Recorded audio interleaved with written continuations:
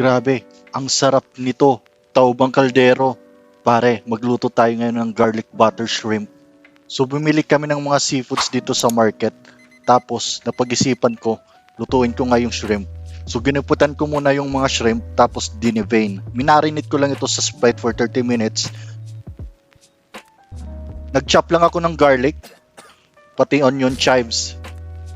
Tinunaw ko lang yung butter, tsaka nilagay ko na din yung chopped garlic. Nilagay ko na din yung shrimp, tapos hinintay ko lang na mag-orange siya.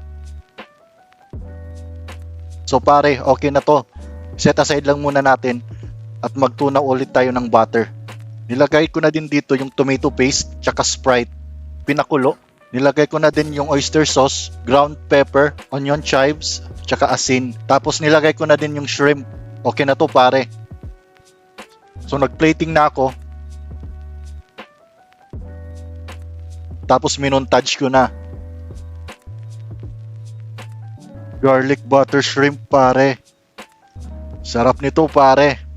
Yummy!